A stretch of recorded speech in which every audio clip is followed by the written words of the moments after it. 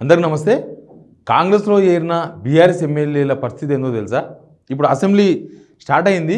Assembly start అయిన తర్వాత ఇంకా చాలా క్లియర్గా కనబడుతుంది. అసలు జాయిన్ అయిన తర్వాత, కాంగ్రెస్లో జాయిన్ అయిన తర్వాత రేవంత్ రెడ్డి గారు అపాయింట్మెంట్ లేదు అన్న విషయం తెలుసు.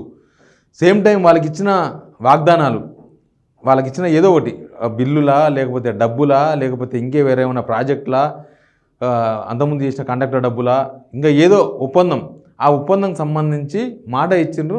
ఆ మాట అయిపోతుందేమని వాళ్ళంతా ఎదురు చూస్తున్నారు, కానీ అయితలేదు. సరే, అదంతా ఒకటి. కానీ వాళ్ళ సిచ్యువేషన్ ఏంటంటే ఇప్పుడు చాలా దారుణమైన సిచ్యువేషన్లో ఉన్నారు వాళ్ళు అటు బీఆర్ఎస్ కాదు, ఇటు కాంగ్రెస్ కాదు. 2/3 అంటే 26 మంది ఎమ్మెల్యేలు చేరితే వాళ్ళు వచ్చి మొత్తం కాంగ్రెస్ ఎమ్మెల్యేలుగా మారిపోతారు. ఉత్తగా చేర్చుకున్నంత మాత్రాన అసెంబ్లీ లెక్కలో కాంగ్రెస్ ఎమ్మెల్యేలు కారు. ఇప్పుడు వాళ్ళు బీఆర్ఎస్ లెక్కనే, అసెంబ్లీలో వాళ్ళు బీఆర్ఎస్ లెక్కలోనే ఉంటారు. బీఆర్ఎస్ స్ట్రెంత్ ఎంత అంటే 35 మంది ఎమ్మెల్యేలు. ఈ చేరిన వాళ్ళందరూ నేను తీసేయరు.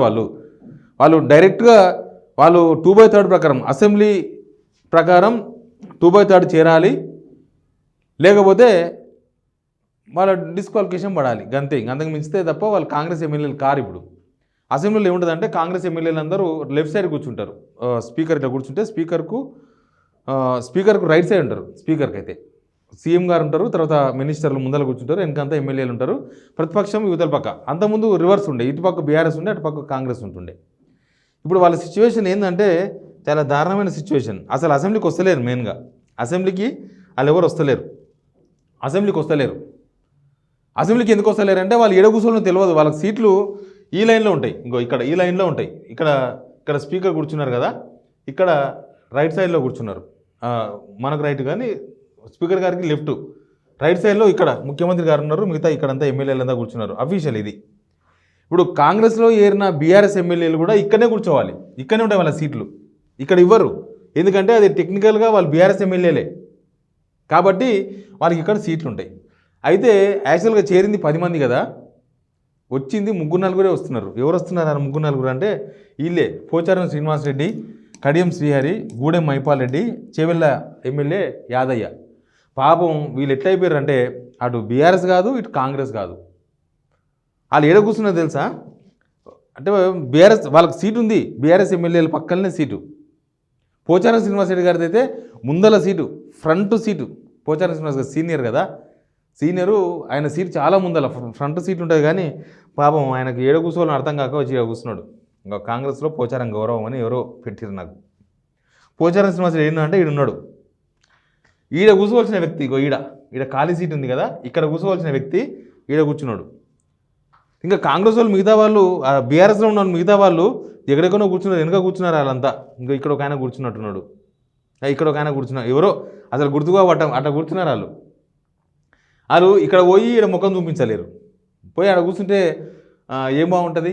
బీఆర్ఎస్ వాళ్ళతో పాటు కూర్చుంటే వాళ్ళకి కేటాయించిన సీట్లలో కూర్చోలేని సిచ్యువేషన్.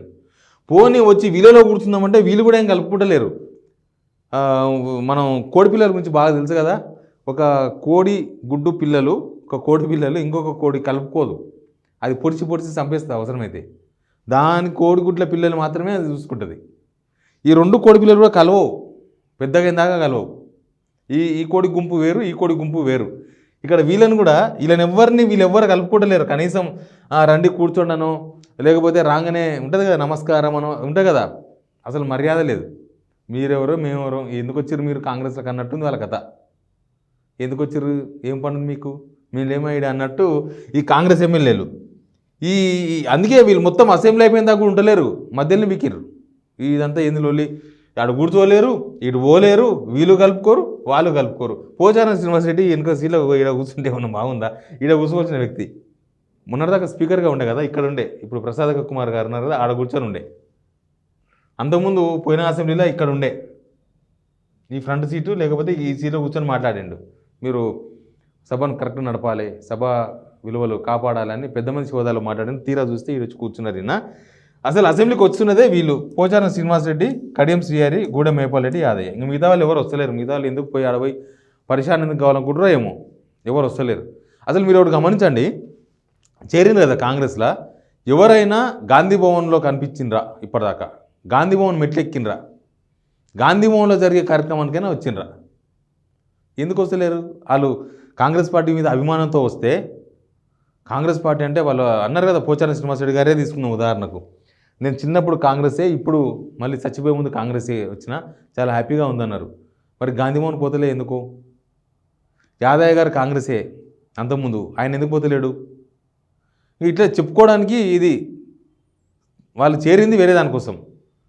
అసలు వాళ్ళు ఏమనుకుంటున్నారంటే, చేరిన వాళ్ళలో ఒకరితో మాట్లాడితే వాళ్ళకు పర్సనల్గా ఇచ్చిన హామీలు కాదు, కాన్స్టిట్యున్సీ కోసం వీళ్ళు చెప్తున్నారు. ఎవరు వీళ్ళు? ఈ ఎమ్మెల్యేలు ఉన్నారు కదా, వీళ్ళు కాంగ్రెస్ ఎమ్మెల్యేలు. వీళ్ళు ఈ కాంగ్రెస్ ఎమ్మెల్యేలు ఏమంటున్నారంటే, వీళ్ళేదో అభివృద్ధి కాన్స్టిట్యున్సీకి ఫండ్ కోసం వచ్చినాం, డబ్బుల కోసం వచ్చినాం అని చెప్తున్నారు కదా. ఇక్కడ పోచారం గారు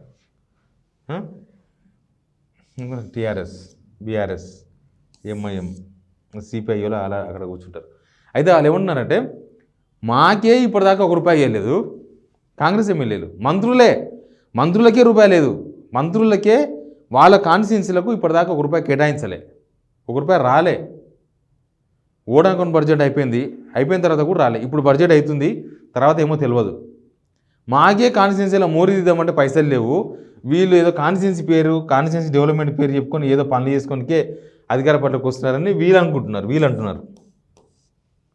ఇక ముందు ఏం జరుగుతుందో తెలియదు, కానీ అసెంబ్లీలో వీళ్ళు ఎటు కాకుండా అయిపోయారు, ఇటు కాంగ్రెస్ కాదు, అటు బీఆర్ఎస్ కాదు, ఇట్లా వెనక పట్ల ఈ కాన్స్టిట్యున్సీ ప్రజలకు వీళ్ళు ఏం న్యాయం చేస్తారు? ఇప్పుడు ఈ కాన్స్టిట్యున్సీ జనాలకు వెనక సీట్లో కూర్చొని వీళ్ళు ఏం న్యాయం చేయాలనుకుంటున్నారు? ఇంకా కొంతమంది అసలు సభకే వస్తలేరు ఇంకా ఎమ్మెల్యేలు. మరి ఇంకా వాళ్ళ డెవలప్మెంట్ కోసం పోయినని అనుకోవచ్చా మనం? వాళ్ళ కాన్స్టిట్యున్సీలో సమస్యల మీద మాట్లాడగలరా? వాళ్ళ కాన్స్టిట్యున్సీలో డిమాండ్స్ మీద మాట్లాడగలరా? ప్రశ్నలన్నా కనీసం ప్రశ్నోత్తరాల టైం ఉంటుంది అసెంబ్లీలో, ప్రశ్నలను వేసే అవకాశం ఉందా గవర్నమెంట్ని వాళ్ళు? ఇది చేరిక తర్వాత వాళ్ళ పరిస్థితి. Please subscribe signal TV.